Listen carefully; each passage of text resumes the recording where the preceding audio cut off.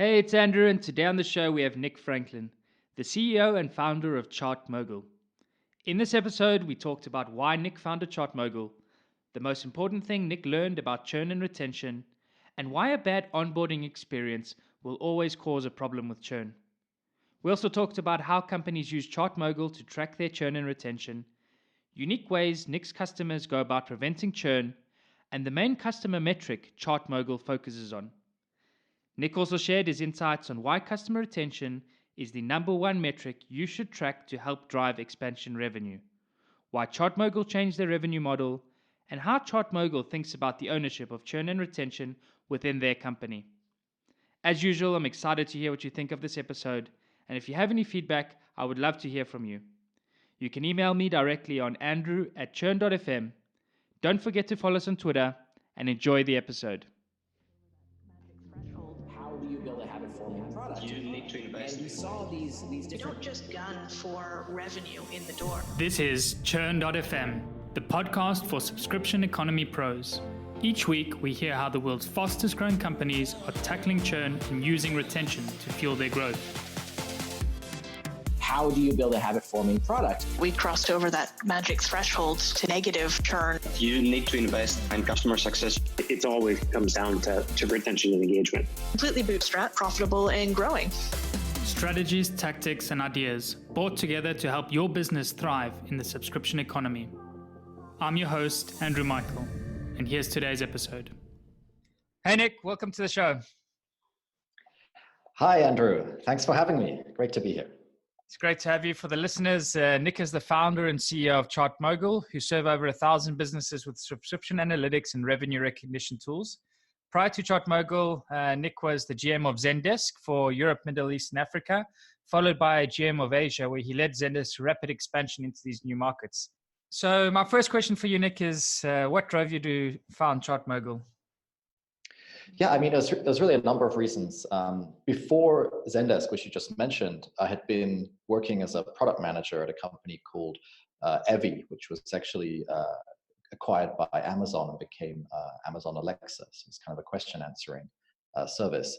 And I think in that role, although it wasn't, quite the right role for me, the long term, I sort of found my passion in kind of building software products and really enjoyed that. But I joined Zendesk because it was just such a great company and a great opportunity to join that company. So I spent 3 years, 2 years in Europe and then 3 years in Asia building kind of support teams, sales teams, and sort of doing the support, doing the sales myself as well as building those teams.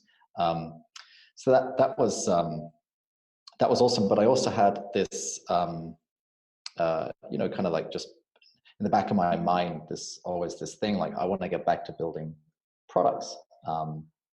And I guess also an ambition at some point to try and start a company to see if I could do it. And so during at Zendesk, we had some internal dashboards for measuring MRR growth and some subscriber metrics, but it was sort of custom stuff. It wasn't real time, and it wasn't quite what I wanted. So as the head of the Asia region, my responsibility is sort of raise the revenue growth in Asia, and the kind of analytics that we had internally weren't really empowering. Like I couldn't slice up. I couldn't say, okay, what's the average revenue per customer in Hong Kong versus Singapore, something like this to kind of help us sort of plan. So I sort of realized this kind of need from working at Zendesk. So it was a mixture of seeing that need and then also just having this desire to get back to building product and trying to do a startup that kind of led me to eventually, leave Zendesk in the summer of 2014 and go all in on ChartMogul. Very nice. So like really starting with the problem that you had internally, experienced it yourself, and then wanting to have that ambition and aspiration to start your own company as well. So like you now, what is it, must be 5 years into ChartMogul? Is that right? So the incorporation date is I was going to say, it's like a month tomorrow. So it's October 4th, 2014. So we're almost 5 years old. Oh, very nice. Well, happy birthday for next month. So in this time as well, like, would you say has been like some of your biggest learnings when it actually comes to churn and retention? So you've had 5 years now worth of cohorts. You've been working with customers over the years. Like, what would be some like a big learning that you've realized about churn and retention in your business? I mean, I think the biggest learning is that it's probably the most important thing that you can focus on. It's like, you know, once you, I mean, maybe in the very start, the most important thing is like how to get your first 10 or 50 customers or whatever, how to get your first customer. But then very quickly after a few months, how to keep those customers and grow with those customers as they scale and their requirements get more complicated as well. You know, that retention part just becomes, I think, one of the most important parts. So I think people always say, well, what's the hardest part? And they say that the people part of running a company is the hardest part, which is definitely true. I think the second part is probably the retention part in a SaaS business. So that's probably my number one. It's like one of them, like getting the people right is probably number one. Number two is probably just getting the churn and retention right. So just learning just how important it is, and you know how much focus it requires, and how incredibly difficult it is to actually make meaningful impact on the bottom line, on that number. Yeah, on the churn number or the retention number. It's so hard, and it's usually there's very few silver bullets. And you know, we you know, I think one of the things one of my beliefs is it's usually never about the price. I mean, it might be for the very small customers, but the very small customers, because they're, you know, SMBs, you know, they're price sensitive, so it's about the price, perhaps. But those customers also don't actually always contribute very meaningfully to the total revenue of your business. So the churn that hurts is when it's like the mid-sized or larger customers, because that, you know, that actually hurts your revenue growth. And then it's usually never really about the price, even if they say, oh, it's expensive. I think what they mean is it's expensive because it's not really solving the problem that they signed up for. You know, like they signed up for it to solve. You know what I mean? Like, so it's usually something like that. So I think, you know, the main thing we're focused on, and you know, reducing our churn is like looking at, okay, when people do cancel, you know, it's usually because it doesn't truly solve the problem. Subscription analytics is quite complicated. There's like lots of edge cases, right? There's lots of different ways to configure a subscription business. You know, like, for example, you can pause a subscription. This was something that some of the billing systems like Recurly introduced recently. So then we have some Recurly customers that use Recurly that integrate with ChartMogul contacting us saying, hey, we started using this feature where you can pause subscriptions. And ChartMogul just ignores that and says the subscriptions are active. So, you know, and when that happens, you know, we're not solving the problem as the customer needs it to. So then they get a little bit closer to saying, well, is this really solving the problem that I signed up for? So we have to just diligently, you know, collate these lists of things and just, you know, prioritize them ruthlessly and like just whack, you know, sort of whack-a-mole. Churn reduction for us has been, you know, really just collecting tons and tons of customer feedback via Zendesk tickets, support tickets, via, you know, if they do actually cancel, we always ask, you know, hey, why are you leaving? Like, what's the reason? And try and collect as much information as possible, and then just be really diligent and rigorous. Like, yeah, exactly. Exactly. It's interesting that you mentioned as well the concept of like the needs not being met, because something that came up in a recent interview as well with Ahmed Rezavi from ServiceNow was that oftentimes as well when customers sign up for your product or service, that their initial needs change over time. And more often than not in the beginning, they don't really know what the problem is they're trying to solve, but they have an idea about it and they do a bit of research and they deem your tool to be the best fit for that specific problem. But over time, like as you mentioned, alluded to, like things change within the business, like new features pop up that they would like access to, would like to be able to support it. And that need now has shifted, and those like sort of criteria by which they're judging and valuing your service against has shifted as well. So interesting, like to be able to keep a constant pulse on how those needs are changing is important as well. Yeah, I think there's two sort of areas. There's two time periods where churn is a risk. There's like there's the onboarding phase where it's like, and interestingly, I think like there's a great article. I think it was on a VC blog like OpenView or some one of these VC blogs that does a good job of content creation around SaaS, which is the title is "Your onboarding problem is a churn problem," or your churn problem is an onboarding problem. And I think the reason that you have if your onboarding rate is low, it's often the same reason your churn rate is high. It's like people get a little bit onboarded and then they buy, but they can't quite complete the onboarding, so they churn, or they can't onboard, so they don't buy in the first place. And the two quite quite closely linked together. So there's that kind of customer risk in the first like 3 or 4 months of them being a customer. And I think that often happens where there's a good book called Survival to Thrival. Interesting, fun name, but it's by a VC called Tahi and Bob Tinker. They wrote together, and it talks about like product market fit and go to market fit and the difference between these two things, which we can get into if you like. But I think they also, there's something a bit earlier than that, which is sort of you can have market fit without product market fit, which I think is when your website kind of shows that, okay, this is your problem, we have this solution. So you might get like a high number of signups because people see that and great, I have that problem. Yeah. Sounds like a great solution. They sign up, but there isn't quite the product market. The product's not there yet. So products like that often do have high churn rate because the product hasn't quite built out everything that needs to be there to solve the problem. The promise.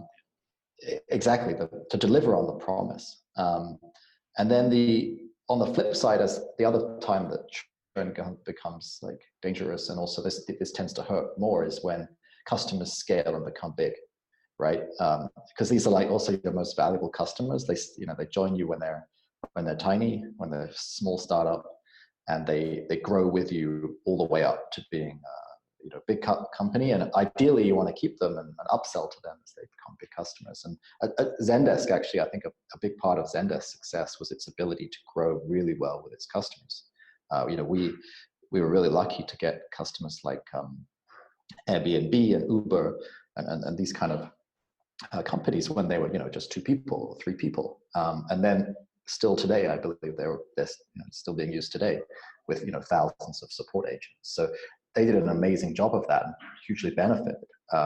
So yeah, ours is often mixed. Like we sometimes have a customer where their kind of subscription analytics, data science around subscription retention, etc., becomes so complex and so kind of unique to their business that our solution is not flexible enough to meet their requirements, and that stings. And it's like it's kind of do we do things just for that customer, or do we let them go and be sad about it? But that's that it's always that's the hard part as well. It's like how do you have that balance, right? Of not going too far and not doing everything for everyone and then becoming nothing for no one. Exactly. You have to pick your sweet spot and really nail the sweet spot, right? And understand what your customer profile is as well that you're going after. Yeah. Yeah, exactly. I see that like definitely makes a lot of sense as well, because I think in the early days as a startup, and as you start to really get traction and scale, like as you mentioned previously, like people is the biggest issue. So tools become a really good replacement for people in a lot of areas where you can, like you said, you don't have the luxury of a data science team and you don't have that level of sophistication yet. So you can bring in a service or a tool to meet that need. But finding a tool that can actually scale as the company scales and their needs is like you say, Zendesk is maybe one of the exceptions in this case, where they built such a great tool that scales efficiently with their company. And there's like, no matter how many new people they have on board, they're not really going to be able to replace the service that it provides. But So you mentioned something earlier as well, and I wanted to dive into it a little bit and just get your opinion and from what you've seen from the market. I think you obviously have the luxury of being able to see how many different subscription businesses set themselves up for success and how they go about measuring and tracking their subscription analytics. So you mentioned that there's a lot of different ways this can be done, and I wanted to get from your experience, what do you think is the best way for a subscription business to start going out in the early days and to be able to start tracking things like churn and retention? What would you advise a company do wanting to get started and understanding these metrics better? I mean, you've kind of line me up to promote our own product here, I suppose. So I'll give it a very quick plug, which is go for it. If you I'd always recommend not trying to do your own subscription billing. I think very few startups make that, I believe, mistake anymore. There are just so many great solutions out there. You can, Stripe, which is a gateway as well, has built-in subscription billing. Recurly and ChargeBee and other products out there all have subscription billing as a sort of solved problem, as a great SaaS solution. And regardless of what product you go with, you can plug it into ChartMogul or a product like ChartMogul, and instantly get all the different metrics like customer churn, seat churn, gross revenue churn, net revenue churn, all these metrics, retention cohorts, monthly recurring revenue, et cetera, from ChartMogul. And it's completely free as long as you have below $10,000 in monthly recurring revenue. So it's there's no cost there. And we also try our best to produce a ton of content to educate SaaS startups, subscription startups around what these metrics mean, how you can interpret them as well on our website, ChartMogul.com. So that's the plug. But there's loads of stuff to look at. I mean, lots of companies and individuals, VCs do a great job of producing this content as well. Absolutely. So I don't want to just plug us, but thanks for lining that one up. It's a pleasure. You mentioned as well, and I think it's definitely a very, very valid point, and it's something that needs to be emphasized, is that there is so many different tools now in the market when it comes to billing software that it doesn't make sense for a startup or for a new business to actually go ahead and build their own billing service. And I think there was a time when quite a lot of startups made this mistake, and then you just realize at some point that you ended up investing more time and resources into building your billing infrastructure than you do actually building your own product. So it's more often than not, it's better just to make sure that you're starting with a good tool, a good service that does it for you, that it's their job to do this, and your job to focus on the product and service that you deliver to your customers. This is something we learned at Hotjar as well. So the next thing as well then to dive in a little bit deeper. So we've got a good billing infrastructure in place. We connected to a good service like ChartMogul, so we're able to get our subscription metrics, break it down different levels. What are some of the interesting ways that you see people analyzing churn and retention through your service? And are there any sort of interesting segments or ways of analyzing the data that you found super useful for your business? Yeah, I mean, the best way to, obviously, once you have a churn rate chart set up, is to then start to segment it, and segmenting it by what plan, if you're selling 3 or 4 different plans, basic or pro plan or whatever, to segment by that and to see what is the churn rate, retention rate for those ones, by price point as well. If you have a seat-based model, or any kind of variable pricing, usually we always see that the higher the price, the lower the churn. So it's because usually just SMBs are startups just a bit more fickle as customers. So yeah, we usually always see that the higher price is lower churn. And there's other ways to segment it as well, maybe by geography or by any kind of demographic data. One interesting thing I saw was Typeform, where segmenting the churn rate by net promoter score. so that they fed the Net Promoter Score into their ChartMogul data, and they could then slice the churn rate by NPS score, and they said, like, okay, quite predictably, the promoters, the people who gave a good score, had a better lower churn rate than the people that gave a detractor or negative score. But by far the worst churn rate came from the people that didn't complete the NPS survey at all. So that was kind of an interesting discovery for them. There's like, even the detractors are actually quite invested in your product. Like, they might give you a bad score, but they give you a bad score because they still love your product and they want you to make it better. But it's the people that don't even bother to fill out the NPS survey that you have to watch out for. Those are the ones that are actually at a much higher risk of canceling, which was interesting. So you have to be careful of the quiet ones. You know what I'm saying? It is really interesting, because almost counterintuitive way, you'd almost immediately think that people that give you a bad review are the ones. And I know similarly as well, like I can't remember now exactly who we discussed this with, but they also looked at tickets that came in via Zendesk. And similarly, like, if someone had left a bad ticket, it didn't necessarily mean that they were likely to churn. In most cases, as well, also indicated there was a good indicator for retention in their business.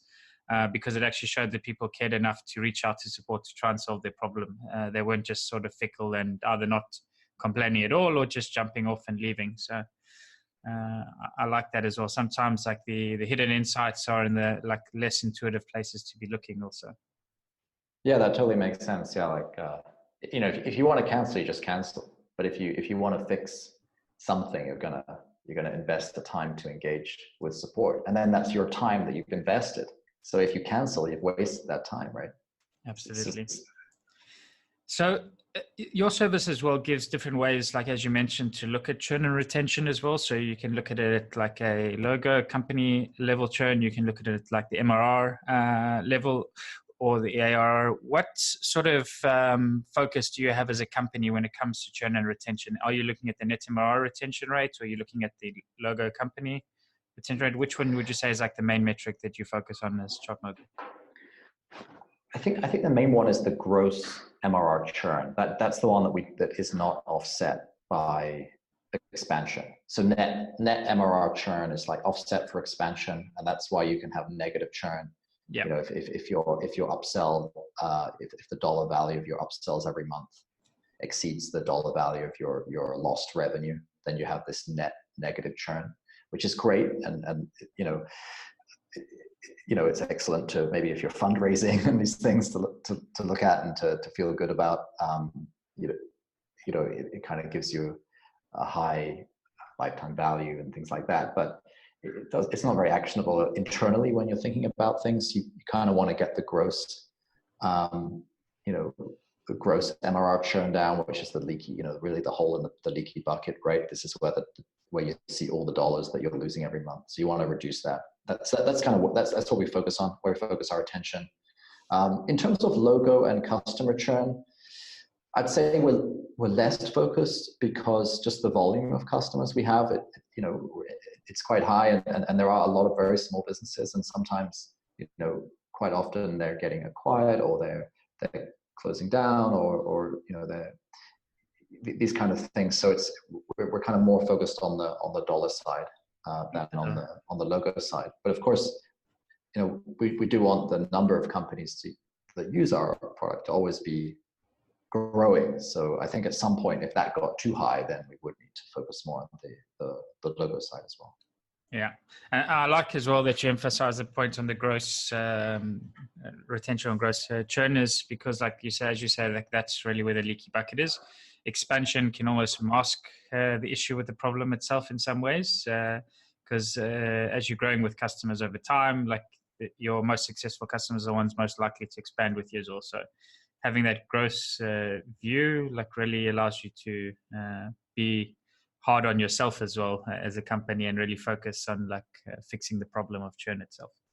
I mean, if you have a business model where there's expansion, then reducing the churn is just like the most important thing, I think, because if they cancel, you lose out on all the future expansion, right? So not only do you lose out on word of mouth, which for most B2B SaaS companies is always the number one acquisition channel. Yeah, I mean it's always that, right? It's always word of mouth and awareness of your product over paid advertising, right? Absolutely. It's always the case. So if they cancel it, it's probably that word of mouth is probably going to go away, or it's going to be a bit muted, right? I recommend this product, but we've canceled, but you should try it, right? It's unlikely they're going to do that. So you lose out on that, and you lose out on all the future upsell as well. So. Absolutely. Let's talk a little bit about upsells as well. And I think, like, I can imagine looking at the product as well at ChartMogul, you've evolved over the years to introduce different services and products. What was the strategy behind it? And like, when did you realize like the opportunity of expansion revenue, like when it came to churn and retention? I mean, we always had a model. So we've been through several different pricing iterations over the course of our, over the course of the last 5 years. And we started off for the first 3 or so years with a number of subscription customer based pricing. So how many customers you have, how many active paying subscription customers you have dictated the price. There was always an upsell in there. What we did after about 1.5, 2 years was change it so that we no longer kind of asked you, hey, you're over your threshold, you need to upgrade, which was a huge amount of work to be chasing people up, saying, no, you really got to upgrade. We changed the pricing model where we automatically upgraded you as you went, as your customer count grew. Okay. And that was just really helpful to do that. I mean, Intercom does the same thing. Lots of companies do the same thing. You just roll it into the monthly bill. And we thought, okay, people won't like that, but actually it doesn't make any difference, no difference on the churn. And it reduced the number of conversations we were having about price and all these things, just by 100-fold. So that we should have done that from the start. It's just made it an automated thing. Yeah. I think, if you're doing a seat model like a Zendesk or Salesforce, you don't need that because, you hire a new support person, you hire a new salesperson, the admin has to go into the billing section and increase the license count, themselves, and they take care of their own upsell. But if you're selling a product like an Intercom or a ChartMogul where it's volume based, then having that automated is huge. And then we also switched about a year or so ago to revenue-based pricing away from customer-based pricing. This is because, we found that we're getting more and more consumer businesses who have huge numbers of customers, sometimes 500,000 customers or more, paying very small amounts of money. So our pricing model just broke down. So we found that revenue-based pricing, and it's a small cut, it's a 0.25%. So, and if you're a larger business, we can do custom pricing. But this has been better in that we don't need to discount anymore. So what we found is that, with the customer-based pricing, we had to always discount, and that was always a pain. Lots of people with large discounts because they have a very high volume, low price product. But now it's revenue based. We basically eradicated discounting from huge part of our business, which was really good because it's just extra complexity. And then the other thing we did is release a second product, which we did a couple of years ago, 2 or 3 years ago, which was kind of an internal need, which was this revenue recognition thing. We had a need internally to do our gap, calculate our recognize and deferred revenue schedules so that we could do proper bookkeeping, accounting, proper revenue reporting. And so we decided that there's nothing on the market that worked for Stripe and Recurly and Braintree that we used, and thought, okay, let's build something internally. And then we sort of packaged it as a add-on and released it. And so that's become a nice upsell that we can sell to our existing customers if they have that requirement also. Yeah, very interesting. In terms of the additional product, the one thing I wanted to ask then though was, so it sounds like you've moved the value metric around a bit. when it came to the value metric that you charge against and that you price against, like, what was your process in trying to figure that out? Was it just purely like realizing that the model was broken and then you needed to fix it? Or did you do any sort of research and customer development behind it before making the switch to revenue-based? I think there was a couple of things, really. The first was just the discounting. We didn't want to be a company with this culture of discounting.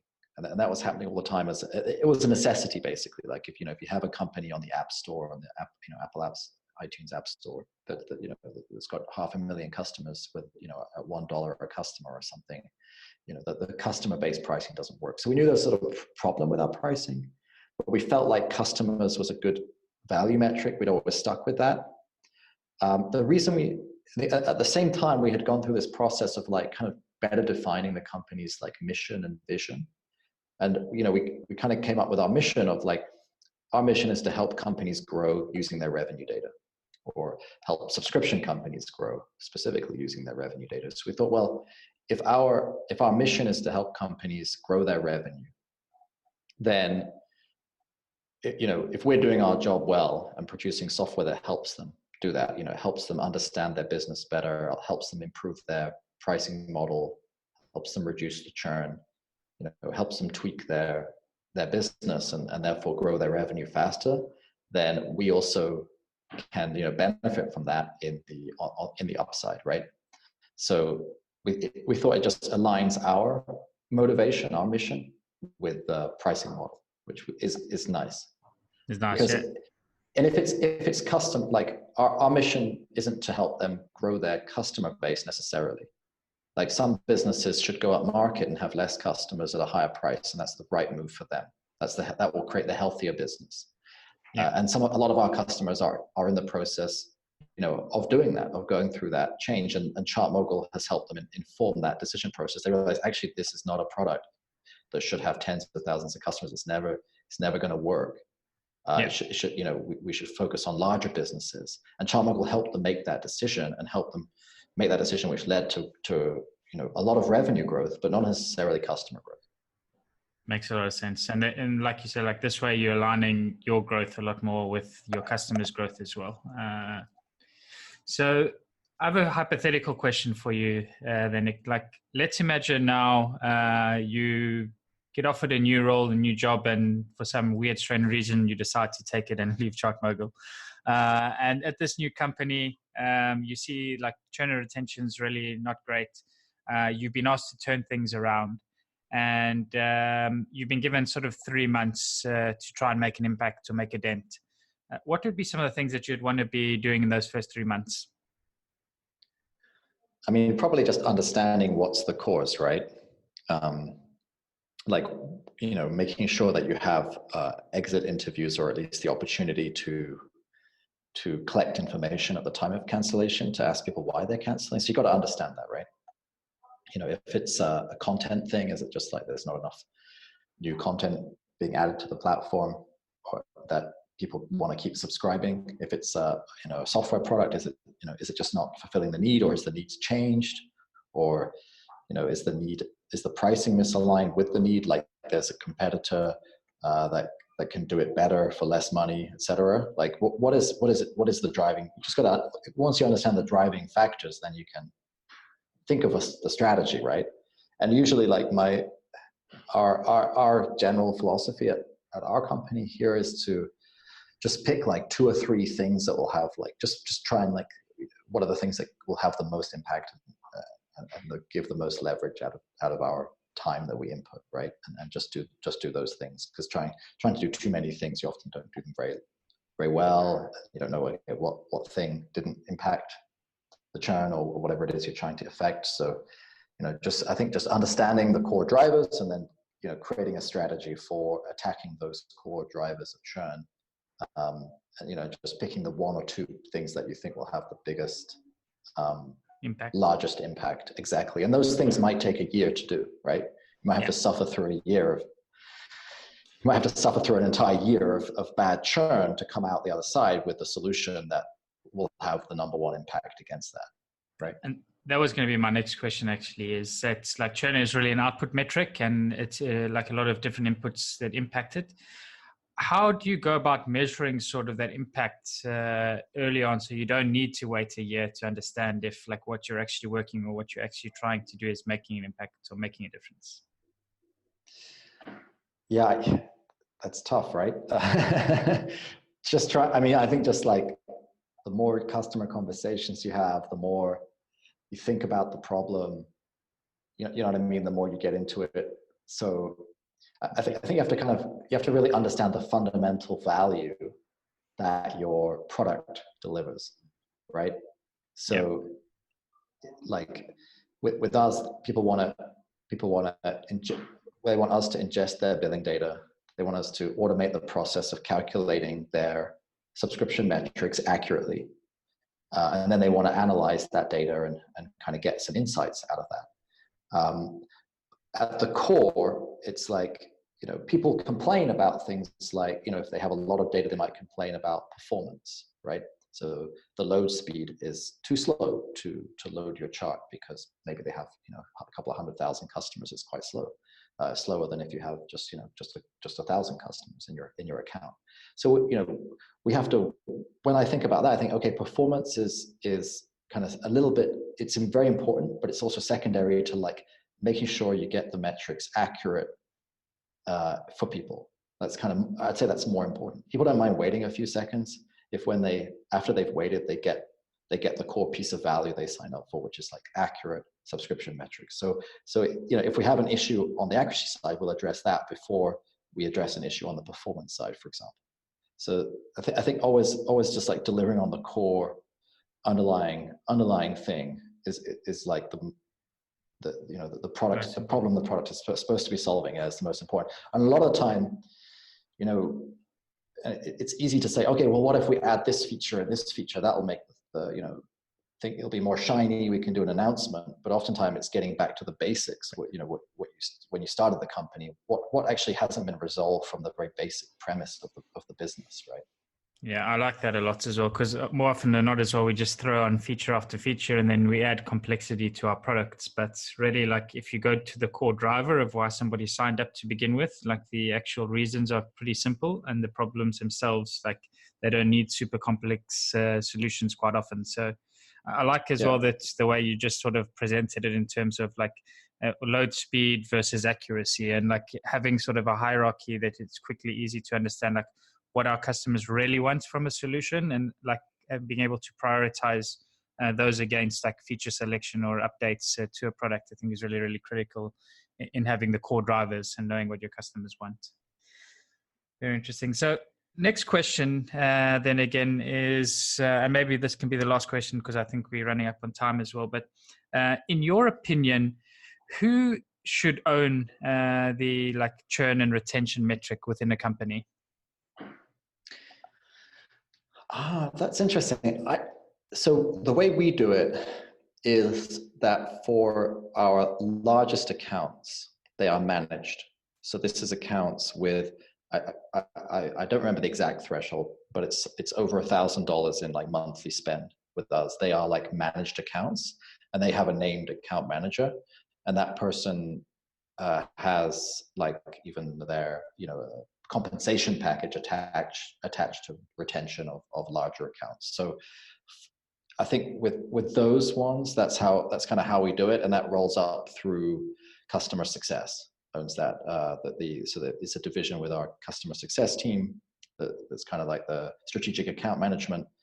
So that's working quite. I think we introduced that about a year ago, and that's working pretty well because it means that, you know, for these large accounts that are spending a lot of money, there's somebody like always looking at them, always making sure that, you know, we do everything we can to make sure that we're meeting their requirements or exceeding their requirements. In terms of just the general average churn number, because that's only, you know, that's a slice of our customer base, but it's only like 20% or something approximately, off the top of my head. But, you know, in terms of the average churn, I think it's like sort of the whole company that owns it, really. There's no, it's definitely our VP of success who's kind of like sort of managing the measuring of those numbers and the insights into those numbers, like slicing the churn rate by the churn reason. So we can see, what the breakdown is of, what are the different reasons for churn. So I think it's sort of semi-owned by customer success, but it's really the whole company, because it's like sales has to not sell, like, we became quite strict in the last year of not selling if we don't think we're going to meet their requirements. Like if we think they're probably going to churn, or there's a chance that they might churn within a month or two because we don't quite meet their requirements, we just don't sell to them. We just say, look, it's not a good fit, et cetera, et cetera. So we do a good job of sort of screening for requirements, screening that our solution meets the requirements. So that's part of the sales doing their part. And then, a lot of it is like product and engineering team, and, making sure that, that there aren't any bugs, or if there are bugs, they get solved quickly. So it's just kind of an all team effort, really. I don't think anyone really owns it. The whole company owns it, I think, in a way. Yeah, it sounds though as well that you do have alignment in terms of the goals and the outputs. So although everybody's working on different aspects of the product or different aspects of the customer experience, it somehow comes and is tied back to that churn and retention metrics. So as you mentioned, like setting sales requirements in terms of the type of customers that we sell to, or on the flip side, from the customer success perspective as well, like having dedicated account owners really trying to fight and work for the customer renewal is really important. And then again, like you mentioned, aligning their compensation with that, I think goes to show, it sounds like within your organization, you really have this good alignment and the focus being around churn and retention, but no one really owning it as such. It's a company's job, and it's your bread and butter, like we said at the beginning of the show as well. If you manage to solve for that, like you're a company that's healthy and going to continue to grow. And my personal opinion is that the product is the main driver. Yeah. Like if the product just works and and it does the job it's supposed to, like people just don't cancel, right? Like there are products that we've been, people aren't going to cancel their Google Apps account. They aren't going to cancel their, Stripe or Recurly or ChargeBee account if it's solving their billing needs. They aren't going to cancel, GitHub subscription. I mean, just things that just really nail, or Cloudflare, or things that just really like, or Zoom, like things that just really nail the problem really well. I mean, they also have a lot of pricing power, a lot of these, solutions as well, because, they're just essential, right? I mean, I think just making your product just absolutely essential is as essential as it can be, is the biggest driver of kind of long-term churn and retention improvement. Yeah, it really is like at its very, very basic level is you're either delivering value or you're not. And if your product is able to meet and deliver that value that your customer is looking for, like there's no reason for anybody to ever churn. We have an HR solution, and I won't name it because I'm not going to say it, but the UI and the user experience is horrible. Like nobody likes it. Yeah. But it's the HR solution that works in the jurisdictions in which we have employees, and in Germany and else other places and things like that. It works well. It helps us do payroll and track vacations and all that kind of stuff. But it's horrible. The UI is horrible. But we're not going to cancel. Even though I kind of like to, in a way, just because it's not like, but it's like it solves the problem. And there was no alternative that had all those requirements. Absolutely. And I think that's an interesting concept as well in terms of like UI or design and stuff. And it's like often like some of the things you want to pay a lot of attention to, and they are super important and critical to nail. But like you say, if you're just really solving a problem, like oftentimes people will jump over hoops just to get what they need. And they are a lot more forgiving as well if you are really solving a powerful pain point for them. Yeah, I mean, I have background in like design and animation. I'd love it if we could just polish and make the UI as sexy and beautiful as possible, and that would solve the that would be the answer. Unfortunately, it's generally about the core underlying business logic that is the core drivers of retention, and making sure you nail that. That's usually the core drivers of that stuff. Exactly. Well, I think we can leave it with that as well. I think that's a really great summary. Nick, it's been a pleasure having you on the show today. And I wish you best of luck now and success going forward as you grow out ChartMogul. Thanks so much, Andrew. Thanks for having me. Bye now. Cheers. And that's a wrap for the show today with me, Andrew Michael. I really hope you enjoyed it and you're able to pull out something valuable for your business. To keep up to date with Churn.fm and be notified about new episodes, blog posts, and more, subscribe to our mailing list by visiting Churn.fm. Also, don't forget to subscribe to our show on iTunes, Google Play, or wherever you listen to your podcasts. If you have any feedback, good or bad, I would love to hear from you, and you can provide your blunt, direct feedback by sending it to Andrew at Churn.fm. Lastly, but most importantly, if you enjoyed this episode, please share it and leave a review, as it really helps get the word out and grow the community. Thanks again for listening. See you again next week.